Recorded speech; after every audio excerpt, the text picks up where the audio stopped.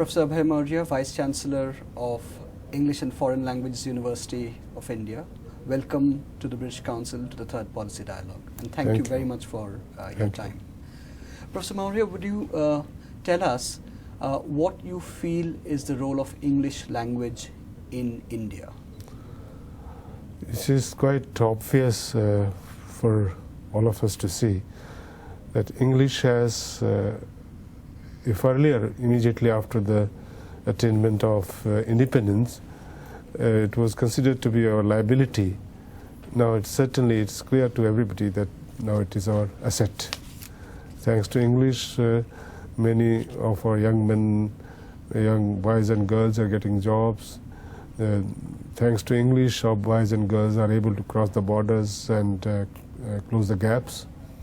So English is no more a liability for India, it's an asset. And do you think that English could pose some sort of a threat to India's linguistic diversity or cultural diversity? Not at all. In fact, this question was addressed by Pandit Jawaharlal Nehru also when our university, the first incarnation of our university, that is Central Institute of English, was created in 1958. Pandit Nehru had come to our institute and spoken about it. And he had spoken at length about the relationship that would obtain between English and Indian languages and Indian literatures. And his understanding was quite clear that it will benefit both. It will the Indian languages which had lagged behind over the years, over at least 200 years of colonial rule, could draw sustenance and sources from English, which was quite developed. And in the English language also could learn from our ancient poetics, our ancient grammar, Panini's grammars, Patanjali's grammar.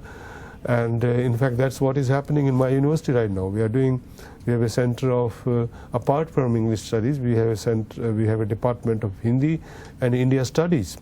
And several research works are going on comparative plane, where English teachers and teachers of Hindi and teachers of Indian poetics, teachers of grammar, Panini's grammars are interacting and collaborating in joint research works.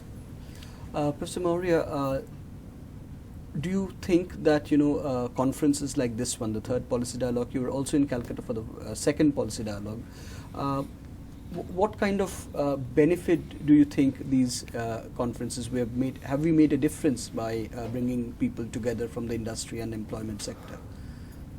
See, something is always better than nothing.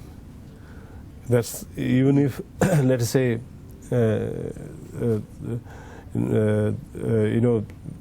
no tangible or no significant papers were read. Bringing people together always helps. But I was at the Calcutta dialogue, and we learned a lot from the contributions made by different delegates, and I went back quite enriched. And this time also the organizers have collected teachers of English, specialists of English from different fields. I believe yesterday Chetan Bhagat spoke about his writings, about how he wants through his novels people to learn English, and people come meet each other, exchange views. Apart from the presentation of scholarly papers, such exercises help in more than one ways, and they're absolutely necessary. Some of the very interesting things that were spoken about yesterday, where there was a large presence from the industry and the corporate sector as well, that India's education sector is struggling to keep up with the demands of the employment sector. Do you agree to this? Well, maybe because demands of the employment sector, demand of the industry, demand of the corporate sectors have become very specific these days, and they're very focused.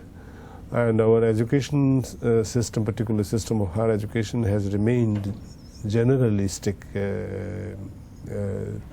historically.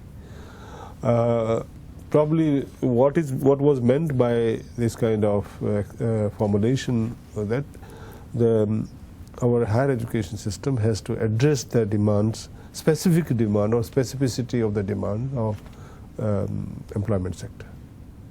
Thank you very much, Professor Maurya, for being with us and giving us the time.